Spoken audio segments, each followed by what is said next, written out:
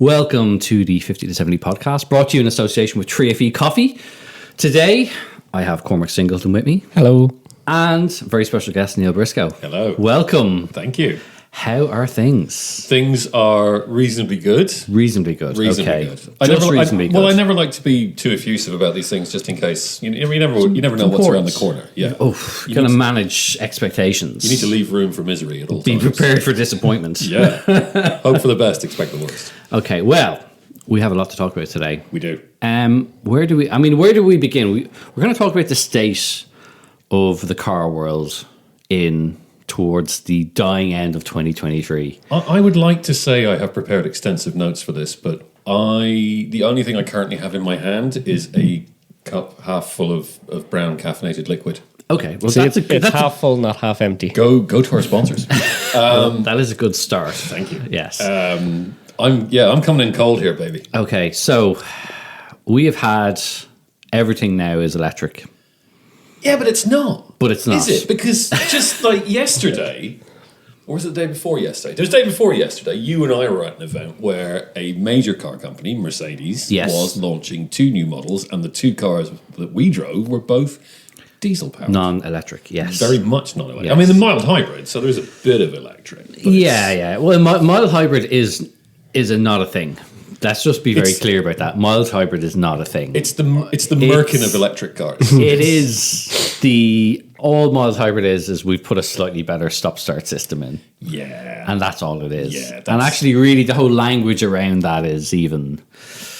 Well, I mean, it's like misleading. It can. I mean, to a degree. Ford claims the Puma is the Puma hybrid, and Yes. it's really not. It's not. No, and and this is where language is important. Very. Obviously, being a journalist, Typey. Language does matter, but I mean, is it kind of just too confusing for people now? Is that what it is? And are they just kind of like, if we just put enough shit out there, everyone's just going to think, if we just say we're hybrid, people are going to believe us.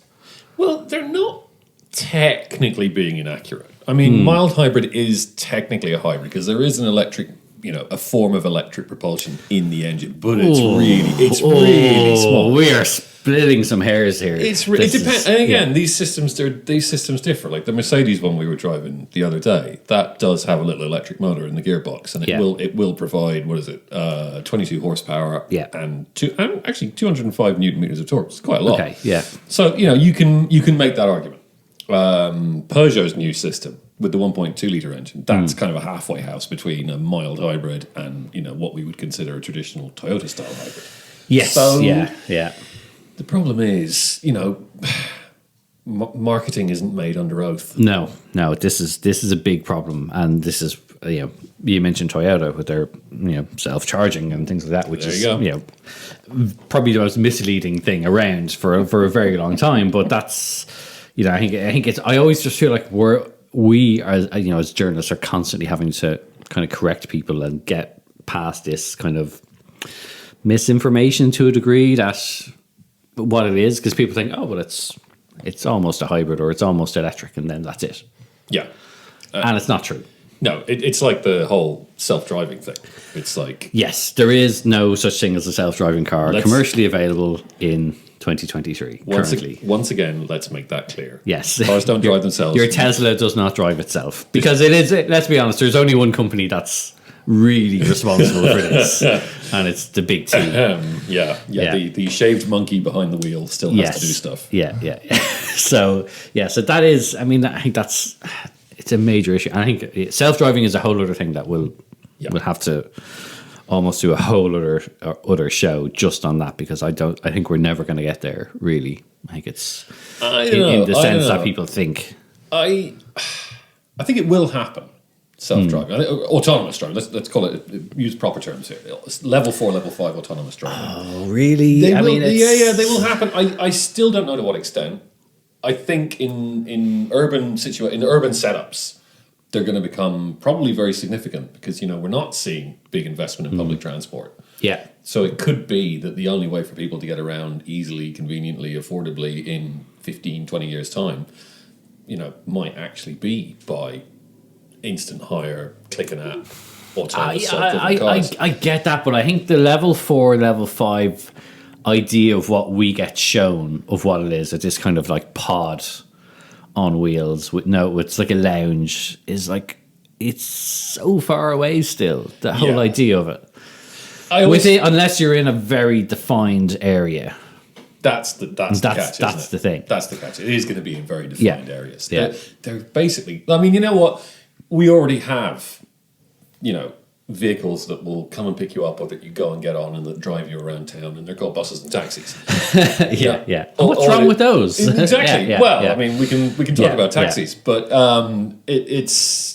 there is this expectation out there, and I think there's also a lot of noise in the background that says, car companies and tech companies too are saying, we're going to make autonomous cars. We're going to make cars that drive themselves, robot cars. Yay, give us money, give us investment, because that's what they need to do to keep investment happy. Sure, yeah. But it's just, I mean, I was in LA recently, and there was some of the Waymo Jaguar I-Paces that do drive around that you can hire, and they will just, you get in the back seat, and there's nobody in the front seat, and it just takes you there. But then at the same time, Cruise, which is another I don't want to call them a startup anymore. They're not a startup, but another autonomous vehicle company in the US, and they now have pulled their cars at the moment because of an accident that wasn't really the fault of the Cruise car, but it hit somebody that had been hit by another car and thrown into the path of the Cruise car.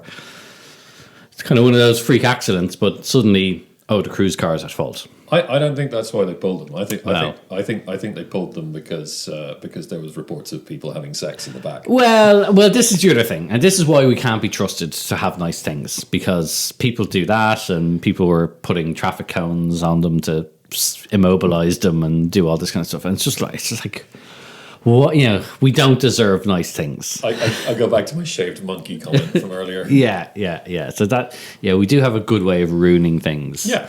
But I don't know. Like, there are times when I would love it. Like, I love driving, but I want a car to drive me certain times. If I have to drive from Dublin to Cork, I don't want to do that drive. I just want to hit a button and have it drive me all the way there, and I can actually zone out and do something else. I would like that, but to be honest with you, I would prefer that there was a good train service that did the same thing. Yeah. Because while it may be a surprising thing to say on a motoring podcast, I quite like travelling by train.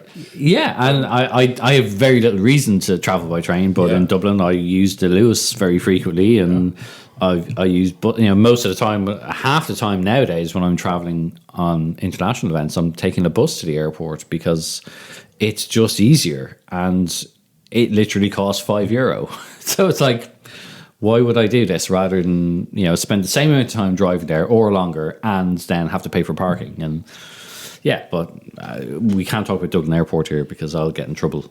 Well, are you still banned? I'm still blocked by Dublin Airport for pointing out some of the inaccuracies or some of the downfalls of how they operate their airport, and they decided to block me because seemingly that would stop me talking about it. I think they don't quite understand it. Out of sight, out of mind. We can't see you talking about us. That means you're not talking about us. Exactly, yeah. But yeah, no, I think you're right. I think that's the thing that maybe, certainly we all have in common, is that we all love cars, but we're not this kind of, anti everything else kind of thing. And, I'm a huge user of Dublin bikes, for example, in city, in town. So, yes, there's room for everything, but cars are brilliant. Cars are great. Cars are wonderful. Cars are wonderful, and I've been reminded this week of how wonderful, because as you know, because we met up the other day, I'm letting the listeners in behind the curtain here slightly.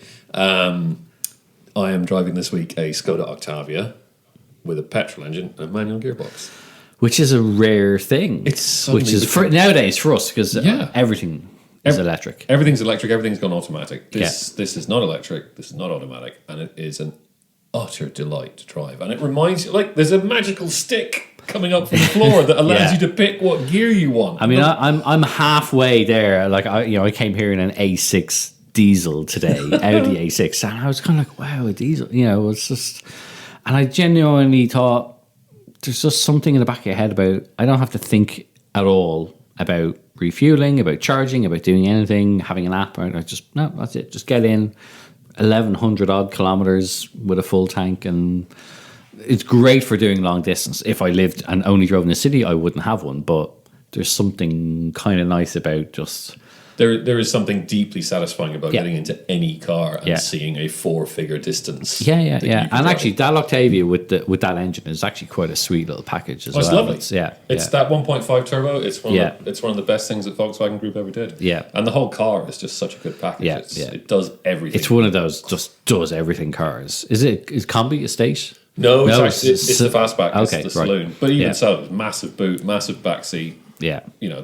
Fantastic build quality. Well, it pushes every button on my list. Yeah. Although you weren't too complimentary about the passenger seat in the A6. Oh, it's very hard. It's the base is just made of concrete. It's too short. It's just stuck in it for 2 hours now. Backrest is fine. Heated seats on the whole time. That's all lovely.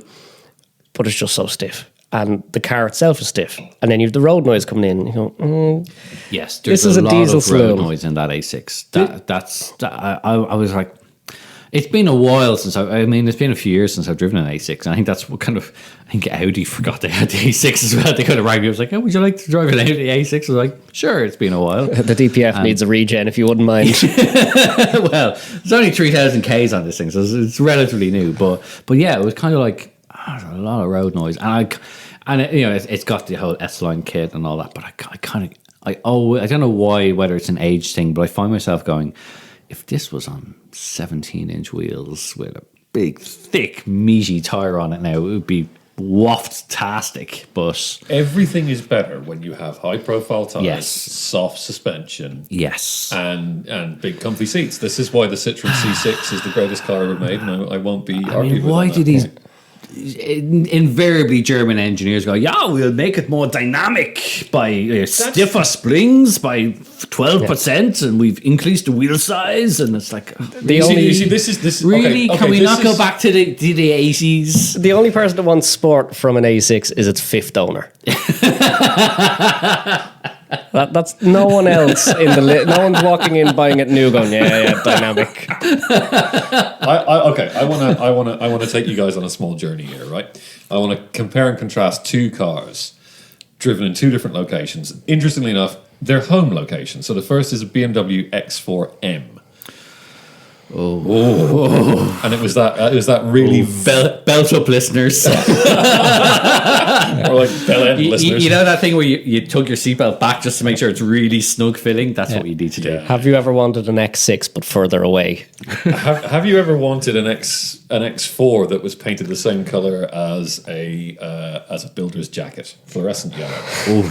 Took this thing out, and you think, okay, fine. It's not my cup of tea. I get that, and I'm not a big SUV kind of guy. I don't think you're their target customer for this. I'm very much not. Yeah. It's like, this is stress testing the marketability of this car, right? But look, I'm in Munich, I'm in Garching, which is the home of BMW M, and there's an Autobahn right next to me, and it is one of the wonderful de-restricted sections, and so I take this 3-litre twin-turbo, 510 horsepower, fluorescent yellow thing, out onto the Autobahn and crank it. And yes, I get it up to its VMAX of 155 miles an hour, 250 Ks. But it rides so hard. So hard. It is like they have filled in the dampers with cement. Just to lock those big 22-inch wheels in place. Just to keep them right where they're supposed to be. And I swear to God, it was going to bounce me over the central res into the oncoming lane. It was appalling. And then, just to compare and contrast... And I'm not saying that one national approach is that much better than the other, but there's going to be a heavy inference of which one I prefer. A few years previously, went over to France, went over to the Jura Mountains in southeast France with Peugeot to drive one of their cars that was not a new car, that was not even a second-hand car. It was a proper, genuine classic. It was a 1969 Peugeot 504. Beautiful. Now, we had on hand the beautiful Pininfarina V6 Coupe version as well, but this was a plain Jane white saloon, yellow headlamps, which make everything 58% cooler. blue velour seats. My God. That are the most comfortable thing you've ever snuggled up to. Did it stench of Gitane cigarettes? No, sadly no, because it had been cleaned and we weren't allowed to smoke in it. And I don't smoke, but I would have taken up smoking just to have a Gauloise hanging out the window. Yeah. But this was not long after France had mandated an 80 kilometre an hour speed limit on its national routes. Yes. Down from 100. And it was everybody in the motoring world was up in arms saying, no, the French are winding back on speed limits. We can't drive the way we want to anymore. I'm telling you, it's the best idea ever, because at 80 Ks, this 1.8 litre Peugeot 504 was just wafting along in so much comfort. The windows were down. It was a warm day. The breeze was gently coming in through the cabin. The car wasn't stressed. The brakes weren't going to run out of puff. The tires weren't being tortured. It was a perfect way of traveling. I want to have that car back and have it in my life. If anybody from Peugeot is listening and that car is going spare, I will give it a good home. I will clean it and polish it. I will hoover the blue velour seats. I just like saying blue velour. And it will be my treasured possession. So. There's a whole, it's kind of sad in a way that there's a whole, I don't want to say generation, but there's a whole group, a cohort of car drivers now who are probably driving Qashqais and things like that, who don't understand and will never understand waftage in a car. Yeah. Like just that floating, like the suspension is working, the tires are working independently of the suspension, and then the seat springs that you're sitting on are also working independently, and you have this trifecta of comfort going on underneath your arse. That's in the same way that we don't understand wearing a dressing gown to the shops. Well, yeah. Well, you say that. Yeah, I mean, the difference between a smoking jacket and pajamas. I was about to say, we need to draw that. Yes, we're not talking some statically charged cheap fleece. No. We're talking fine brocaded silk. Yeah. The full Roger Moore. So, and that waftage is just such a thing that waftage, unless you have a proper bit of back road in front of you, or you're venturing out onto a racetrack, waftage is the best way to drive. Yeah. Sit back, let the car do the work, let the suspension take the strain, and just get where you're going in comfort and enjoy the world around you. Actually, funnily enough, around about the same time, I did because I know we've just seen the new Dacia Duster. Yes. Which you did an excellent video on. I did, yes.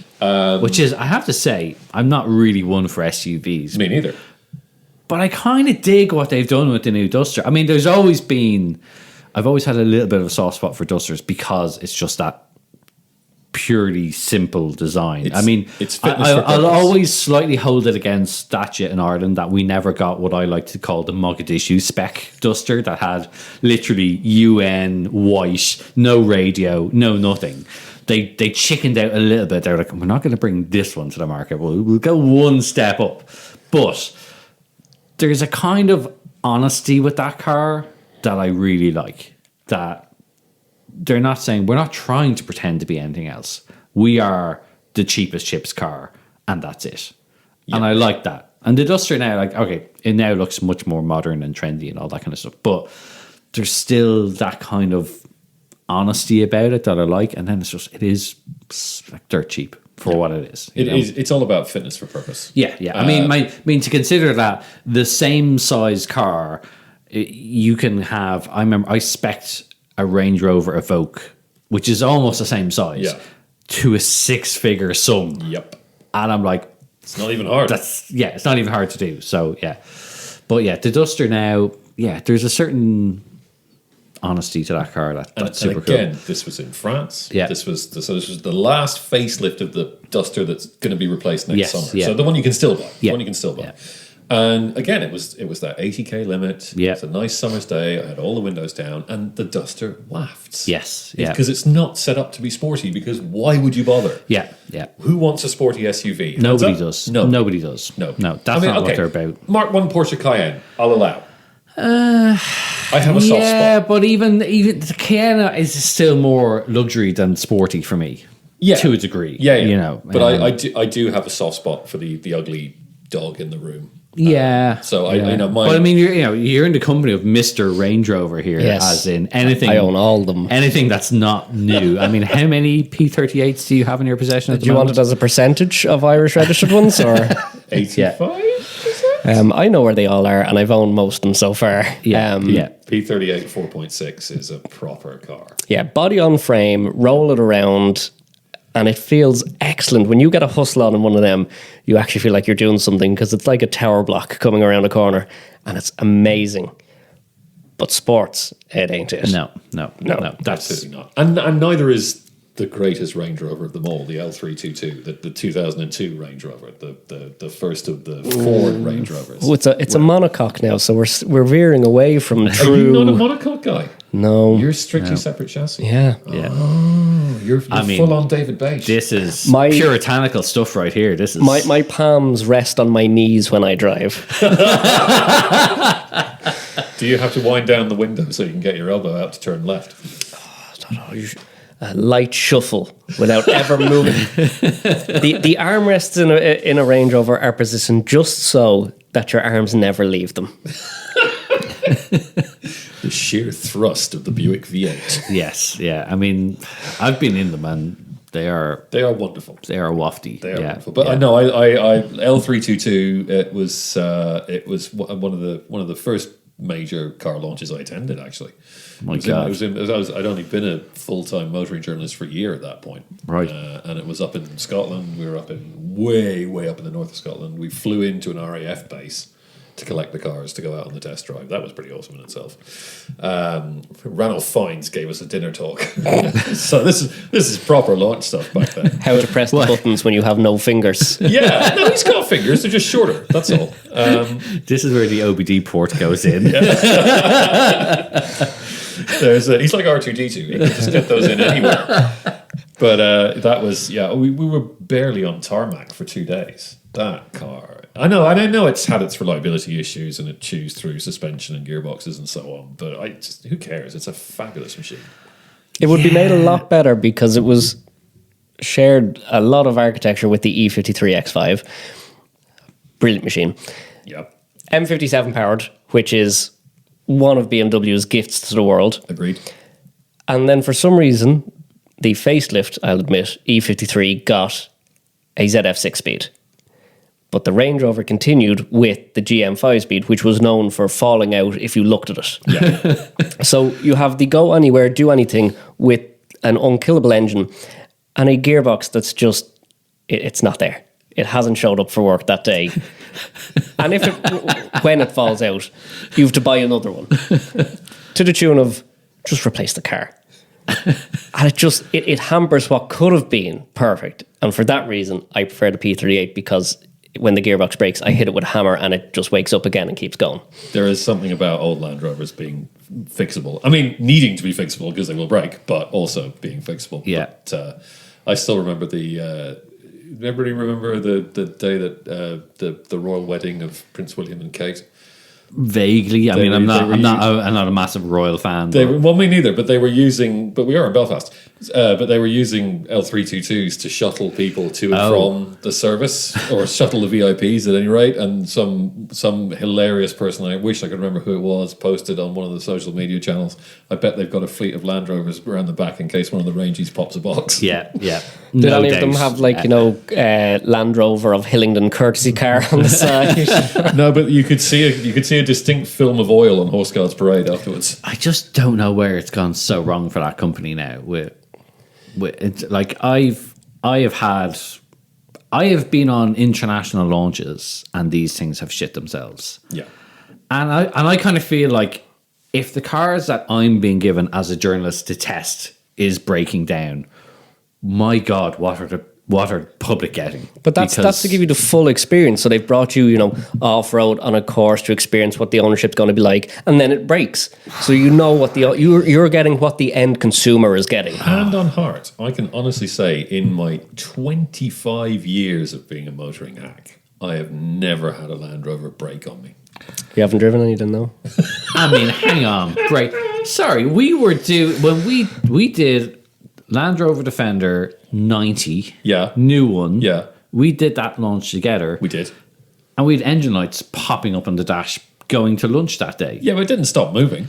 It didn't stop moving, but I mean, it's like, come on, you know. I had the first Defender in Ireland to test, and the gearbox shot itself. Really? And only for the person I was with was an extremely experienced off-road person who knew somebody that had done the pre-drive in Namibia, was able to call him and diagnose over the phone what it was, and we actually fixed it on the spot.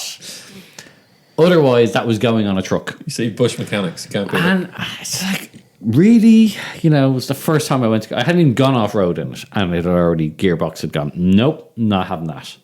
I had the... So there's just so many things wrong with these cars. It's just... I don't care, I love them. It's a completely unobjective thing for me. I had the bright green 75th anniversary Defender recently, the plug-in hybrid with the green wheels. With the green wheels and all, yeah. Which are a step too far. No, I'd have them. No. But I had so much fun with that car, not just doing some off-roading with it, which I thoroughly enjoyed, but also plugging into a public electric car charger and basically creating havoc within a 1,000-mile radius. Oh, God. As Leaf owners try to lynch me. Nothing will irritate an electric car owner more than plugging in, especially if it's a single charger, than plugging in a plug-in hybrid. It wasn't a single charger. I wasn't quite that naughty. Okay, there was 3 chargers on site, but still, there was anger in the air. There were pitchforks and torches coming. Not only that, but there with a Defender as well, which is you know. It's really I like this. I kind of like the styling of it, but it is,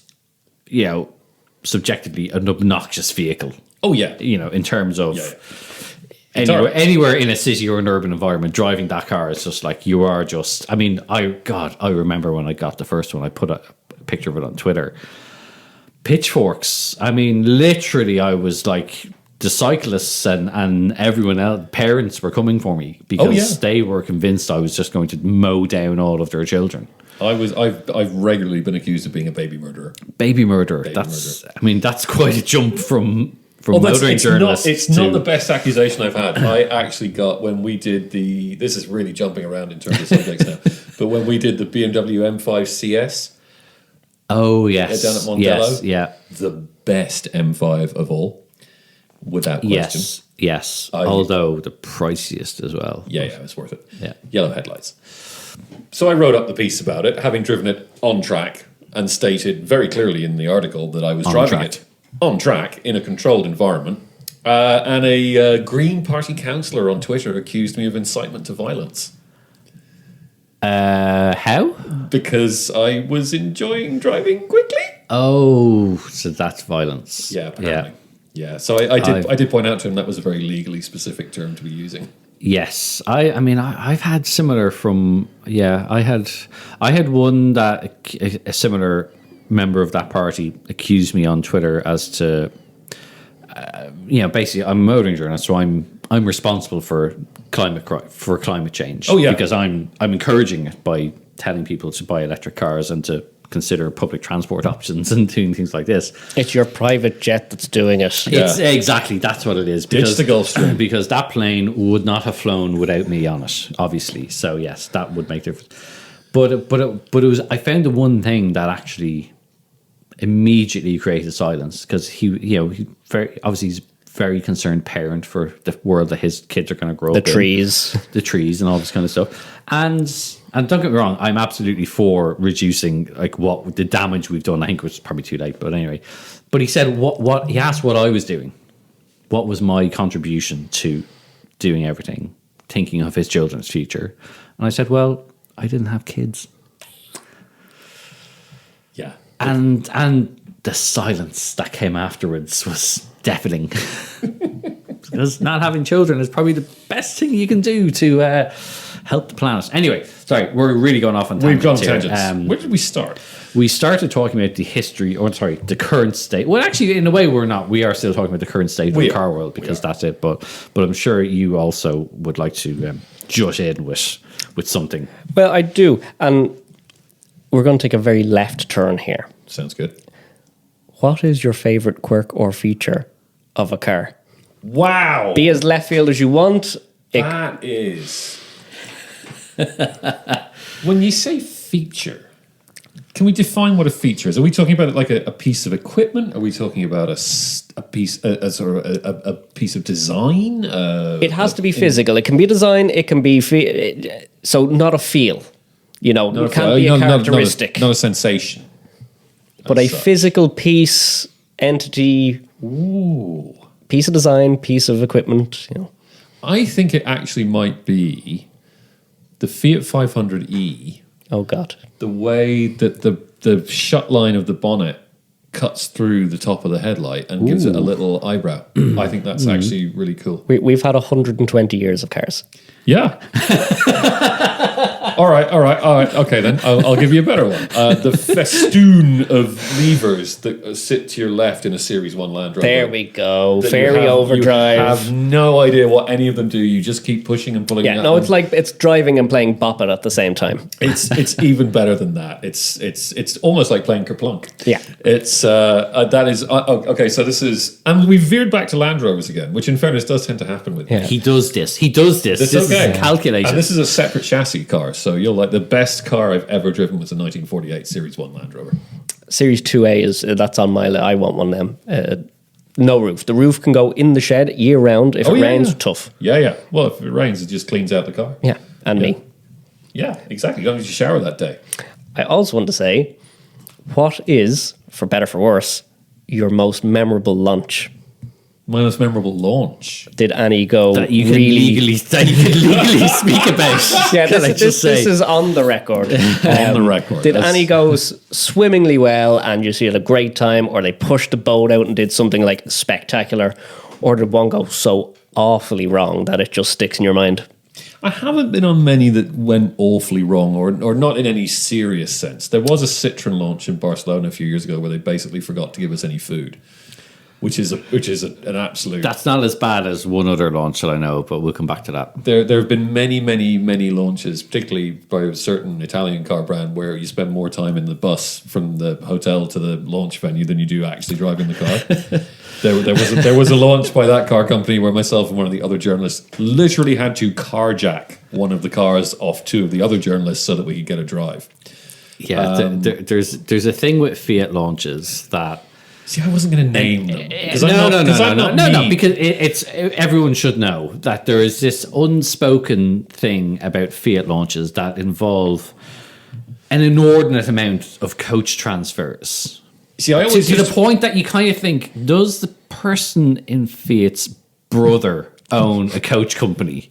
And therefore, there's just some sort of shenanigans going on. Because I always used to assume it was like a cross-promotion thing for Iveco. Yeah, maybe, but no, it's a very you will go from the airport onto a coach to the hotel, and you think, oh, we're going to get the cars at the hotel. It's like, no. We're going to have some light food, and then you're going to get back into a coach, and then you're going to go again to another venue where we will have some cars, but there will be fewer cars than the number of people attending this event. Many fewer. They sent out enough, but just they didn't all make it. Yes, yeah. Is the coach driven properly? Generally, varies. yeah. That varies. It's usually okay. Like how many passengers stay in their seats? Because that's proper Italian coach driving. No.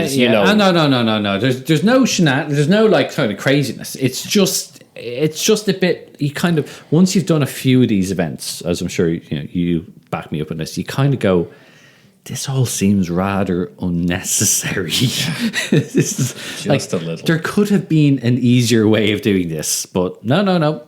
This is how they. This for whatever reason. The easier way to do it would be to just bring the cars here and let us drive them in our own time and so on. No, that would be. No, they like to have their big flashy events. Okay, I think that L322 Range Rover launch in 2002, that is right up there with one of the best things I've ever done.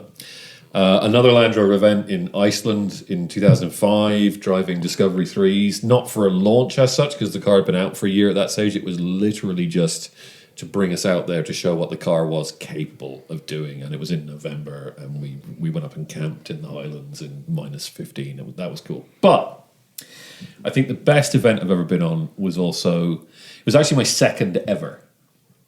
My first ever was the second generation Renault Laguna launch. least said about that, the better. I mean, I don't want to bring up Lagunas around you.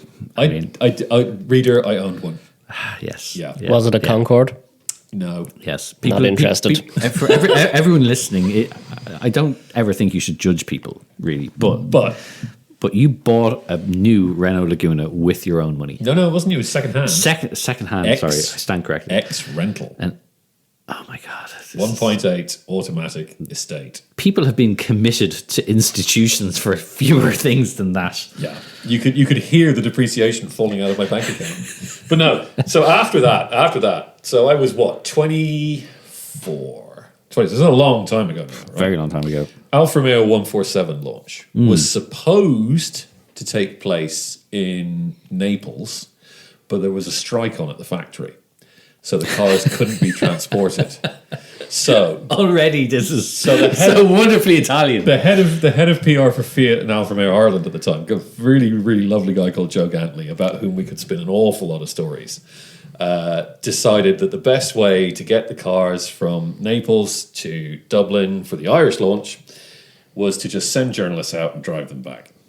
Cheap labour. I think is what that's known as. Child labour in my case. I was only 24. So I did the second leg of that. We flew out to Geneva, picked up the cars there that had been driven up from Naples, and we literally just tumbled across France in these brand new 1.6 twin spark 147s.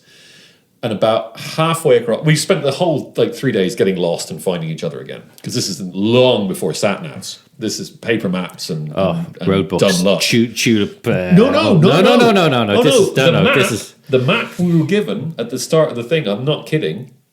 Was a photocopied sheet of A4 with the entirety of the nation of France on it and a squiggly line drawn from Geneva to Calais. And a blue bar with an X going, you are here. Basically, yeah. And it was like, find your way, guys. We'll meet you in Abbeville for lunch. Oh. But we were told about halfway along on the QT, I won't say by who, just in case I get anyone into trouble, that the cars were on export plates that technically didn't exist. Once you had left Italy. Right. So essentially, unless you were physically stopped by a police officer, there was no speeding fine was ever going to catch up with you.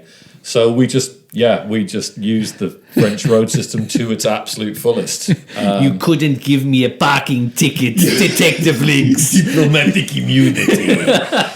It was... I mean, it was colossally stupid looking back on it, but it was, roads were a little bit quieter in those days, and the French authorities weren't quite so authoritarian when it came to that kind of thing, and we had a train under the channel to catch, so we just kind of went for it, and the cars stood up to it incredibly well, I have to say. Those were good little cars, those 147s. Phenomenal. And we had massive amounts of fun, and in the life on Mars sort of thing of what happens after you die, if I can go back and do that again, yeah, please. One more go. Yeah, I've been on a few fairly wacky launches. I mean, definitely the craziest one I ever did was across Siberia in a Mazda 3 in an event and I actually genuinely, that event warrants an entire episode. Oh, definitely. Just on that event, especially to get John Mahoney involved, because Mazda, long story boring, Mazda did this event for the last old Mazda 3, and their idea was, we're going to get pre-series cars off the production line in Hiroshima and drive them to the Frankfurt Motor Show where the car is being launched. These are entirely standard and unprepared cars to drive all the way across Siberia during summertime. What could go wrong, right? Literally nothing. I mean, literally myself. I did it with Richard Oakley, who former journalist, phenomenal guy. And my God, it was just... every day it got progressively worse. I mean, all I can say is, on the second night when we got to the hotel, the local mafia turned up to collect the tourist tax from us in their English registered E-Class Mercedes. So that gives you an idea, listener, of where this event was going. And that was at the early stages of the event. So it was just the most... At the time, it became consistently the most. Every day it got more horrific. Every day we lost more wheels because they were standard wheels, and the roads are so pockmarked. I mean, it's like Mars, the surface of Mars. And it wasn't a case of, oh, we've hit a pothole, is you had to decide which pothole you're going to hit, i.e. the lesser of the two evils. And we had already had two wheels that had now right angles in them at this stage. And they didn't have enough wheels. They were actually flying wheels further ahead for the event. It's like the Dakar. It was like literally like they actually said we need to be careful because we're running out of wheels. Things I never thought would be said at a car launch. It was like, oh, we're running out of. It's not like, oh, we're running out of foie gras. It's like, no, wheels. We're running out of wheels. These cars were completely unprepared. There was no like beefed up suspension. There was no skid blocks or skid plates. These were just totally standard cars, and it was just every day it got more horrific and more horrific. But we look back at it now, and it was just phenomenal. Oh, yeah. Now I didn't do the whole thing. I went from like Vladivostok to Ulan-Ude, and that was enough after about eight days. But my very dear friend John Manny did the entire event, and I met him in Frankfurt, and I literally was like, he had the same 1,000-yard stare of like the men who came back from World War II. He was just like this constant like flashback of like they lost a car. Like they came back, they ended up with one less car. Well, that's pretty standard. That a border official took a liking to. Oh, well, that's not. And the negotiation involved, would you like to continue? Yes, you're going to leave a car here. So, yeah, that was one of the... Yeah, that was kind of one of the craziest... But when I look back on it now, I look back on it quite fondly. But honestly, it was just... I was quite... That was like you. It was like very early on in my career. And I was like...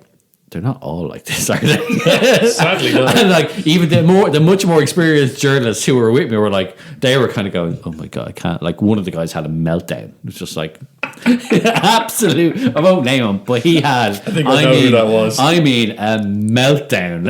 And it was like, and it was just the most bizarre thing. And then what was even more bizarre was I flew home, and the following day flew out to Carmel and to Pebble Beach for Pebble Beach Car Week. I was like, it's like completely inverted worlds all of a sudden. Cognitive dissonance is like, real. Oh, but yeah, that was one of the stranger ones, but those definitely are always because as listeners may or may not know, the normal rubric for these car launches is we fly to somewhere on the Mediterranean that's off season and therefore is cheap. We get to drive the car for a few hours over a couple of days, and then we fly home again. Yeah, but when we get to do these epic, proper long drives, that's where you get the real fun. That's where or near death experience. Where shit gets real. Yeah. Or near death experience, or near kidnapping. Yeah. But I actually Mazda love doing their epic drives. I remember driving from Luleå in northern Sweden to the North Cape in Norway in March in an MX-5. And we managed to keep the roof down the entire way. And you didn't freeze to death? We didn't, because it had seat heaters and we had big coats, which was helpful. Okay. And if you've ever been in an MX-5, you can feel the heating outside. For such a small car, they pack a punch. Yeah. They know what they're doing with that car. Yeah. It's channeled directly from the cylinder head. Yeah. Through the cat into the cabin, Yeah. It is, but we had studded tires. Other than that, the cars were standard. They were epically good. We stopped for petrol somewhere in northern Finland, and it was one of those old-fashioned stations where a guy comes out to pump the fuel for you. And the guy spoke perfect English. It was snowing quite heavily at that point. We still had the roof down, and he looked at the two of us and literally just said, "Are you fucking crazy?" We were. Yeah. We are. Yeah.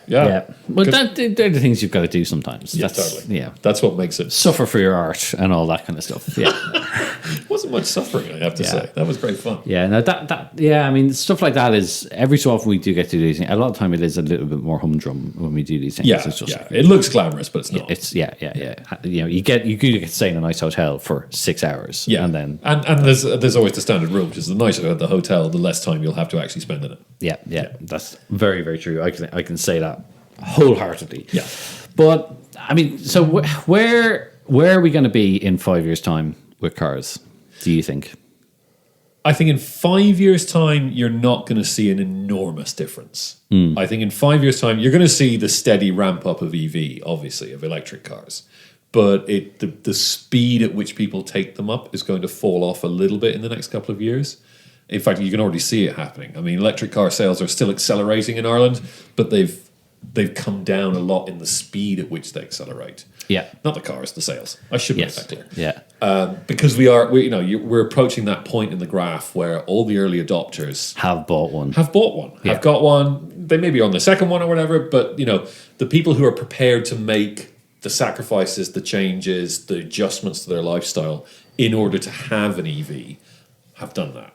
And what we're in now is a bit of a trough where the big chunk of the mass market isn't ready yet because they're looking around and they're not seeing cars they can all afford, and they're not seeing enough charging points, and they're thinking, well, you know what? There's probably better stuff coming down the pipe. They're probably right. So I'm going to hang on to my diesel or my hybrid or my petrol for the next couple of years yet, and then I'll make a decision. So, it all depends on where the two peaks, how far apart the two peaks of that graph are will depend on a lot of different factors. But I think in 5 years' time, as we're coming into that, it's 2035, we're going to ban new sales of combustion engines, apparently. Let's see. I don't think we'll need to ban it. I think they'll just be gone by then anyway because of where certainly car manufacturers in Europe are going. Yeah, by 2030, pretty much everybody is going to be pretty much entirely electric. There will still be a few combustion engine and hybrid models around, but they will be in the vast minority. Yes. But in terms of the cars you see on the road, I mean, we only sell 100,000 cars a year, just over. So, to refill that car park with fully electric vehicles, that's going to take some time. Yeah. So you're still going to see the same stuff on the roads for the most part for the next 5 years. What will change, I guess, we'll be paying more for our electric motoring because a lot of the incentives and stuff will be taken away. Although the cost of making the cars will come down and therefore the new prices will start to come down, particularly next year with a lot of affordable EVs starting to arrive. But the cost of running them will go up because your electricity will get more expensive, or it will be less subvented, or the price of public charging in particular is which is still the real killer. I mean, I know like people like to complain about it, but the thing is, it is a kind of a trade-off between convenience and you pay for that convenience. If you want to have a 350 kilowatt charger, you are going to pay much higher than if you're charging at home. Big time. But really, I think that's the thing, that it's actually range anxiety is kind of gone. It's now charging anxiety is really what it is. Totally. Because your average EV has the range to do an awful lot of kilometers in one lump. Yeah. But it is that thing of, can I charge when I get where I'm going so I can get back home again?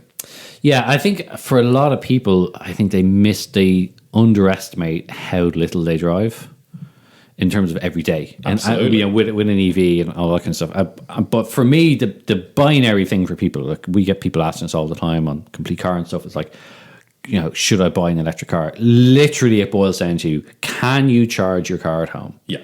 If the answer is yes, buy one. Just do it. Absolutely. It's fantastic. Absolutely. And that's it. Otherwise, if you can't, at the moment, you're still going to be in, I know people go, I'll get by on just a public network. You're going to pay way more for it, so you're not going to get the cost saving. And it's just that added hassle of that's having to rely on, you've on-street parking here. You can't charge at home. You're describing my life. Yeah. And the public charging network here in Belfast is garbage. Yeah. And in Northern Ireland in general, actually. And when you can get it, it's expensive. Yeah. Like the only good chargers anywhere near here are the Maxwell station ones, which thankfully are right next to where my son goes to school. So it's very handy in that respect. But it cost me £50 sterling to charge up a Mercedes EQE recently. £50. £50.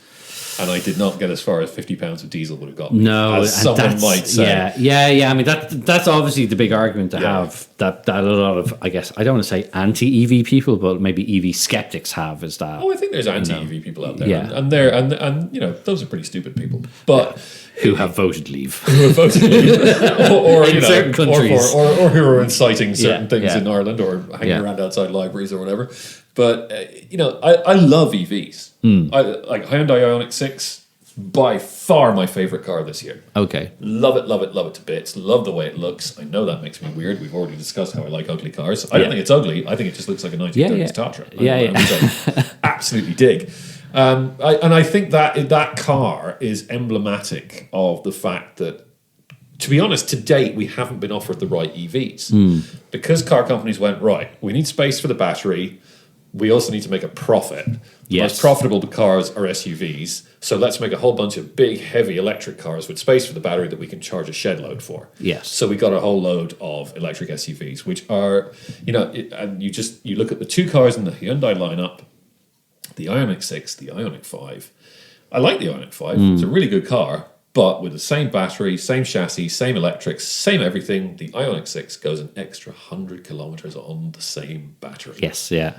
And that, purely because it's lower slung. It carves through the air better. So please, please, please, car companies, stop making SUVs. I could say the exact same thing as well with the ID7. I don't know, you haven't driven it yet. No, not yet. But the ID7, same thing. So same 77 kilowatt hour battery as the ID4, the 5, and it goes, WLTP 621 kilometers, So an extra 100k effectively. Yeah. And that's, that is the thing. But the charging thing, you've got to have your own charger at home. Well, also, let me qualify that. No, you don't. You just need to live in the right country. Well, yes, because I had a little holiday in Sweden earlier this year, myself and the fam. Can I say fam? Am I allowed to say that? I think you're just young enough to say it. Am I just young enough to say it? We went to Stockholm for a week, and it was beautiful. And this is not an advert for the Stockholm Tourist Board. It's not as expensive as it used to be relative to Dublin, relative to Belfast, relative to other places. Really lovely city. Go there; it's fabulous. We stayed in an Airbnb in a nice little suburb. Nothing too fancy, just like normal middle class suburb. I walked around the corner, and I saw a beautiful Volvo 245 GL Estate. One of my favorite cars of all time. But it was parked in front of an EV charger. Not a big fast charger, just a curbside socket one. Yeah. And I thought, well, he's going to get in trouble. And then I realized where he was parked, the bay had not been painted EV only. And then I realized there was another charger next to him. And then I realized there was 50 chargers up and down the length of the street, none of which had painted bays, because what will be the point? Yeah. If one of the chargers is blocked, just go to the next one. Yeah. And that's where we need to get to. Yeah. This has to become ubiquitous. And I've been having arguments on social media with various people about that this week, because there is a survey going on at the moment about the electric charging network in Ireland, and they're trying to garner public opinion and so on and so forth. And there are certain EV advocates who are saying, well, we shouldn't be listening to the opinions of people who haven't experienced EV because they don't understand and they'll say wrong things. To which my response is, that's garbage. These are the people you've got to convince. Yes. And the only way you will convince them is to say, look, plugs everywhere. Yeah. You get a plug and you get a plug and you, because otherwise that gap between the two peaks of the graph is going to get wider and wider and wider. Yeah, that 100%. Because and same thing. I've been in Sweden. I've been in. I spent earlier this year. I spent a little bit of time in Oslo and in Norway. And I remember, I pulled into. I was actually driving a couple of various different electric cars that we don't get here, from a few different companies. And we pulled into a. It was like a Circle K garage, and it was like. Pulled in, I was like, oh wow, there's like a whole wall of, there was like 6 350 kilowatt chargers there. And then I looked across on the other side of the forecourt, there was like another 4. Yep. And I was like, oh, this is amazing. And goes, this, a friend who lives there, he was like, this is just a regular petrol station. I mean, I can't call them petrol station anymore, but it's still pumps there. But he's like, oh, this is not, like, we were effectively in a rural station in the middle of nowhere. Yeah. This was not like beside a motorway services. This was just a regular. That's just the norm over there. Now I know Norway is by far the exception, and let's not beat around the bush. They've done all that by extracting oil and selling it to other people. And they bought their green conscience that way. Yeah, but it just I said it to him. He's like he said you literally you don't even think about charging because anywhere you pull in, there's going to be chargers. There's not going to be a charger. There's going to be chargers, and they're all going to be available, and they're all going to be free. And then the other thing, which we really need to get around, which we're not there yet, is the whole paying for it, using it. Yeah. this whole thing of having apps, having fobs, I've got to log in, it has to be, if we want to really convince people to switch over, it has to be like plugging your phone in. Yeah. Literally just take it off the cradle, plug it in, and that's it. Yeah. I don't want to have 9 different apps. I don't want to have all, just... Yeah, that's it just should be stupid. like, I remember once when me and Cormac went down to Cork. When was it? Last year? Yes. In an ID4. Yeah. Pulled into Ionity. The thing wouldn't work. Yeah. You're trying to ring them. You can't get a hold of anyone. You're trying to move the car to another charging post. That didn't work. The card wasn't having it. And it's just like, if this was what it was like to buy petrol, people would have torched the place years ago. And they would have had petrol to torch it with. 45 minutes as well. That's what it took us from pulling in to being able to leave again to complete the journey. Yep. Yeah. 45 minutes. Yeah. And that is just not good enough. Yeah. That's totally. the major issue here. And unfortunately in Ireland, it seems to be that, the ESB were initially rolling it out, and they've just kind of gone, yeah, we're sod this. We're not doing this anymore. Well, I think it comes back to government, and it comes back to both the Irish government and also the EU in general. You can't leave this to an individualistic idea. You can't put all the onus on people individually making this happen by, and I'm making air quotes here, making the right choice. Yeah. Because people make their choices as a series of reactions to what's going on around them. They don't make their choices in a vacuum. Someone doesn't decide to go out and buy a car and commute for 2 hours every day because they want to. Yeah. They do that because planning permission and the way cities are built and the way our economy is built has pushed them out of where they work. Yes, And 100%. to live in some far-flung point, and the only way they can get to where they need to go is to get in a car and drive there because, hey, there isn't any public transport, or at least not enough and not good enough. So if we want to get proper buy-in on EVs, it's got to be top-down. It's got to be this, you need a charger on every parking space, a slow charger. You need fast chargers everywhere. Yeah. Not just because, I remember 10 years ago when BMW launched the i3, wonderful, wonderful little car, by the way, speaking to someone from ESB at that point and them taking me through this big, long list of stuff that they were working on, going, right, we know that this many people live here, we know that there'll be this many EVs in a given amount of time, we know that they'll therefore need this many chargers. Yeah. And I just said to him, you are nuts. You need every charger you can get your hands on, because the only way this is going to work is if people see it working. Yes. Yeah. And at the moment, people don't see it working. And this is the big issue. It can be such a frustrating experience sometimes. I mean, I had one time, I had a Jaguar I-Pace. I went to 4 chargers, 4 different locations before it would actually charge. Yeah. And I was just like, this is just insanity. Yep. Like, this is just completely...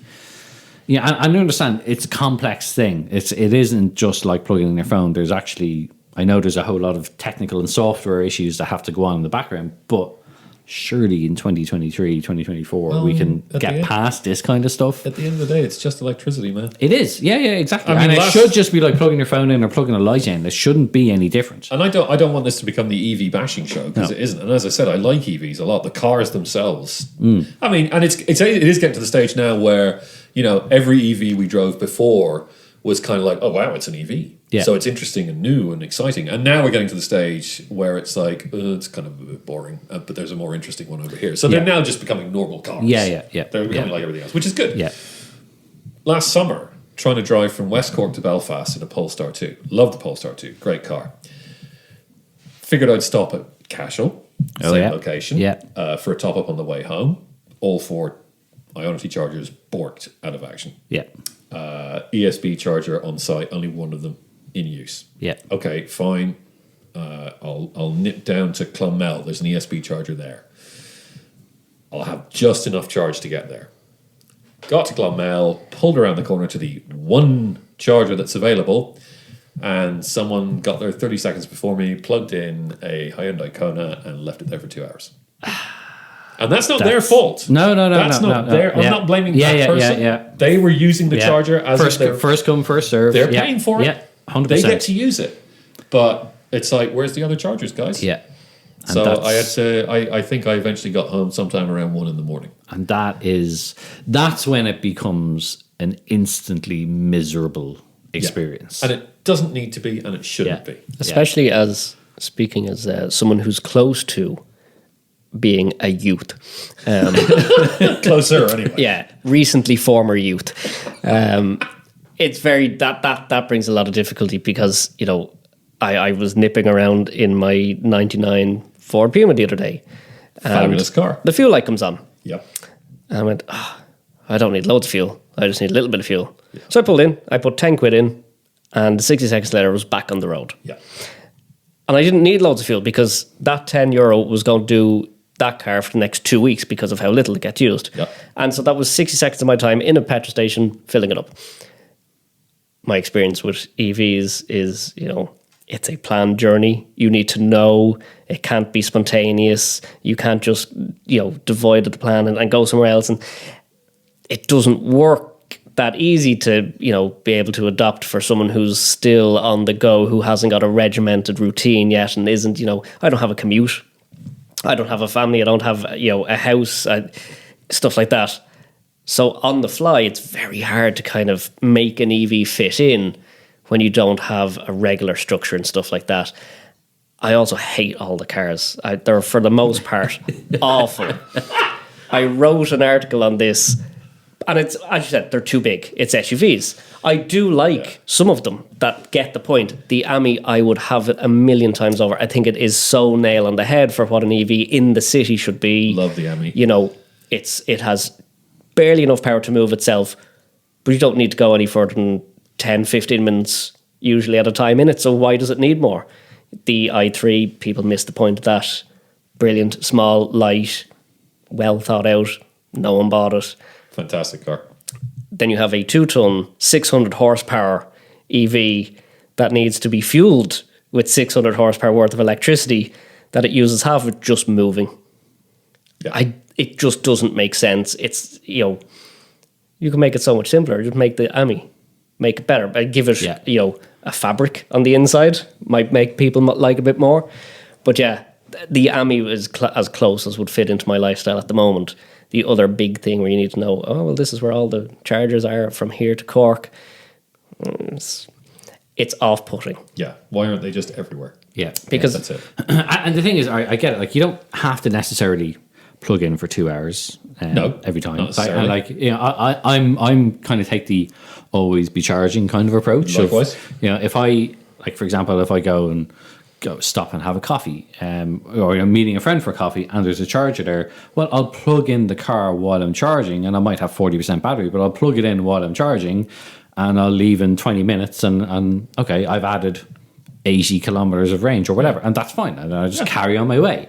Just use it as you need it. But it does just it's you bought 10 years worth of petrol. You didn't need to have an app. You didn't need to have you didn't need to 60-second transaction. You had to tap a card, but not in the same sort of way. You didn't have to sit and wait. Is it charging? I mean, I've had times where I've plugged it in and come back and the car is like, it just randomly stopped charging after 10 minutes. And from the same point is, if you happen to be running something on a budget, if you're having a tight week and you go, I need to make this last a couple of days till I get paid, I can throw that 10 quid in. I can run it past the light onto fumes. And my worst case scenario is I have to walk to the petrol station with a jerry can and fill again. The walk of shame. If you do that with an EV, it's a tow truck job. It's not wallet friendly to you can't push the boundary too much. And it's more so if you're in an atypical situation, if you fall outside the confines of stereotypical household, it brings in some certain difficulties, especially as someone younger. We'd all love to have cheaper motoring, but there's beyond the barrier to entry. There's a couple of niggling issues that don't supersede petrol or internal combustion. But the cost is the big thing, and that's So yes, there are more affordable EVs coming, thankfully. But it is, and actually charging at home is how you will save the most money. I mean, totally. It is, and also that a lot of the things that you're talking about in terms of that pushing it past the needle and so on. that's stuff that we just need to get used to doing, that we haven't become used to doing. Yeah. Like, if your Puma's running on fumes, there's 100,000 other Puma owners out there who'll go, it'll be okay, you'll get another 20 miles out of it. Yeah. Or 20 kilometers out of it, or whatever. There isn't quite that critical mass of EV owners yet who can say, oh yeah, you're fine. In an ID3 on 0%, you're fine for another, 10K, 20K, 30K, whatever. Yeah. But, and also, there is the ultimate sanction with an EV. You can charge it from a 3-pin socket. It's just really slow. I've driven them to dead. Yes, you have. Dead. Like we've done this test on the Autobest jury that I'm on. We do a test every year where we get like 15, 20 of the latest EVs, fully charge them, and drive them not just till where it says 0, beyond 0 until it literally stops. So we do it on a proving grounds. We're not pissing people off on the road, but we literally drive them until they stop. And it's very interesting, even how different the cars are beyond 0. But you kind of do get used to. I mean, I remember the early days of EVs. Mitsubishi IMEV, and I mean, goldfish bowl with wheels. Range anxiety is like, I'd have more than just range anxiety. PTSD, one of them. It was kind of like getting to the end of the street was a challenge. Yeah, and that's how it was. But you look in 10 years how it has come on in that time. Oh, the dial is because phenomenal. I'm perfectly happy getting into an EV now, and there's 8% battery. It's like, that's fine. Yeah. It's like, I know I've got 10, 15K soup. It's no problem. Yeah. But it's getting to that stage. It's getting to that stage you still, you used to always be like, oh, it's like 20%. You'd be starting to panic, And sweating profusely. Yeah. But it's like you get, anyone who's worked in the motor trade for years will know, oh yeah, fuel lights on, no problem. I'll drive that for 3 more days. Yeah. That's just becomes the norm. And EVs are like that, but I do think we need to remember EVs are just cars. Yeah. They're just fueled differently. Yeah. And we just need to adapt to that. But, the adaptation, as I said earlier, it's got to come from top down because, that you can't go out and build your own charging station. It just feels like, as an observer of the industry, and maybe you kind of think the same thing, is that it just kind of feels like the EU especially have kind of go, we've gotten all the car manufacturers to go electric. We're kind of dusting our hands off with it now. It's like, we're not there yet. There's still, still need to do your part in having the network there to support all this kind of stuff. We need to do more in the same way we need to do more with everything else. Like, we need better cycling infrastructure. We need better public transport to, the biggest thing I've always said is, like, you don't want to ban cars. Build something that's so much more appealing, people don't want to use their cars. I used to live in London, and even as a jobbing motoring journalist, I never drove into the centre of London because why the hell would you? Yeah, you want your head examined. Used to be a £5 for an all zones tube card back then. Yeah, and that's the way to do it. So demonstrates how old I am. Yeah, but that, I think that's the major thing, that there is this, and it comes down to this like them and us kind of this stupid thing. It's like, no, it's just us. We're all people. We all want to get about. It's not motors versus cyclists versus electric car drivers versus diesel car drivers versus bus users. Yeah, it's I'm all of those people at one time me too. or another. Yeah, exactly. Yeah, I cycle. I have a motorcycle. Sometimes I'll take the car. Sometimes I'll take the bus, or sometimes I'll just walk. Yeah. Like, this whole pitting factions against each other is kind of like, it's kind of bullshit. Maybe we just need to burn down Twitter to get all this to stop. Twitter has a lot to say for it. But I mean, at the same time, Twitter has also been phenomenal for my career as well. So I mean, I don't want to totally burn it down. Maybe just singe a few bits of it. But it's just like, but yeah. So any other business have we? We've touched on the questionable Laguna. So there's no point asking you what's the worst car you've ever owned. So you have a caricature of a Triumph Herald GTI on your wall. Is that is that a previous parish member here, or do you have some kind of Triumph Vitesse? Yeah, not Herald GTI. Okay, for those listening with ears, it's a picture. Yes. painted painted and drawn by Ian Cook of Pop Bang Colour fame. Of a Triumph Herald, but he's forgotten to add in the denotation that it has got a twin Stromberg carbs. You don't, because it's got twin headlights. Heralds didn't have twin headlights. Only Vitesses had twin headlights. Oh god, Okay. That car, I did briefly own that car.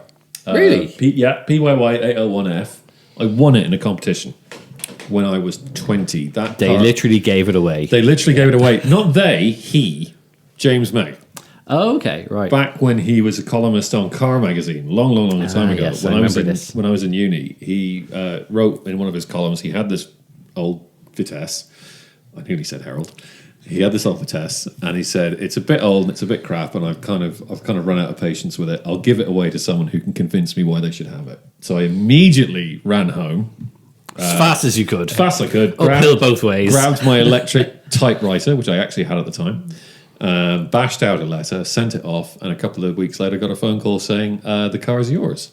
Having sorted through all one letter. Well, no, apparently quite a few people wrote in, and they all said that, I'm going to take it apart and polish it and make it concours and put it back together again, and it'll be perfect. And Good Samaritans. Good Samaritans. And he said, no, that's not what this car's for. And I wrote in and said, it'll be the only convertible in West Cork, and I'll use it to pick up girls. There you go. And he said that's what it's for. So he and I drove it from the old car offices in Farringdon in North London to West Cork together over the course of a night. It was an epic car. It never really worked properly. I mean, it didn't actually drive an awful lot because I couldn't make it work most of the time, and also trying to insure it was a nightmare because I was 20. Oh god. More importantly, Huh? What number of ladies did it pick up? Well, 0 is a number. It is. So It's the expected number. Yeah, that number. So really, that was the start of your career as a fiction writer. Yes. That was the start of my career as an exaggerator. Yes, yeah. Well, I mean, that's not a bad first car. But it was a beautiful thing. It was Trafalgar blue. It had matching seats. The doors would fly open on roundabouts. It's also the only car I ever spun on the public road, even to this day. Really? Yeah. Only one? Yeah, I was driving it into Clonakilty in West Cork, and anyone who knows Clon knows there's a little roundabout just outside the Super Value, and it was very early in the morning. It was slightly damp. I was slightly tired, and I made the cardinal error in any Herald-based car of lifting off the throttle going into a corner, because that causes the weight to transfer to the front, which essentially makes the rear tires, rear wheels try and fold in underneath the car.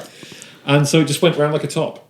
And I managed to it did a complete 360, kept the engine running because I went for the brake, but the pedals were offset so far to the right, I got the clutch.